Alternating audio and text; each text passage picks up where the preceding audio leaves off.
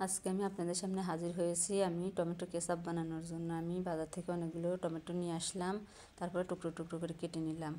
তারপরে এই যে আমি টুকরো টুকরো কাটা শেষ, তারপরে আমি পাতিলের মধ্যে দিয়ে দিলাম। আমি একটু বেশি করেই টমেটো কেচাপ বানাবো, কারণ সারা বছর আমরা খাবো, সেই কারণেই একবারে বানিয়ে নিচ্ছি। এইভাবে আমি সব উপকরণগুলো দিয়ে দিলাম: পেঁয়াজ, রসুন, গোলমরিচ, তারপরে দারুচিনি, সাদা এলাচ, এই যে সবগুলো আমি দিয়ে দিচ্ছি। এভাবে পরিমাণ মতো লবণও দিয়ে দিলাম। তারপরে আমি সুন্দর করে এখন ঢাকনা দিয়ে ঢেকে চুলায় উঠিয়ে দেব। এই যে আমি এখন চুলায় আগুন ধরিয়ে দেব। এই দেখেন আমার টমেটোগুলো সিদ্ধ হয়েছে সুন্দরভাবে। এই যে তারপরে আমি সুন্দর করে ব্লেন্ড করে নেব।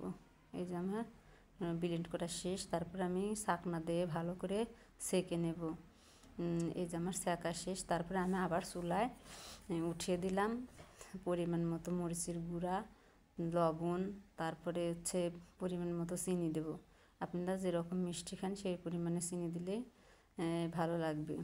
আমি এই যে চিনি দিয়ে দিয়ে আস্তে আস্তে সুন্দর করে নেড়ে নেব। আর চুলার আঁচটাও আস্তে আস্তে দেব। তারপর আস্তে আস্তে ঘন হয়ে আসলে তারপরে আমি একটু চেখে নেব। যদি কম হয় লবণ ঝাল, তাহলে আমি আবার পরিমাণ মতো ঝাল লবণ দিয়ে দেব। এই যে আমি আর একটু চিনি দিয়ে দিলাম। চিনি দিয়ে আর সুন্দর করে নেড়ে নেব। আর আমি নামানোর আগে সিরকা দিয়ে দেব। সিরকা দিলে সারা বছর রাখলে কিছুই হয় না, খুব সুন্দর থাকে। এই দেখেন আমি সিরকা দিয়ে দিলাম। আর ভিডিওটা যদি আপনাদের ভালো লেগে থাকে তাহলে লাইক, ফলো, সাবস্ক্রাইব করে দিন।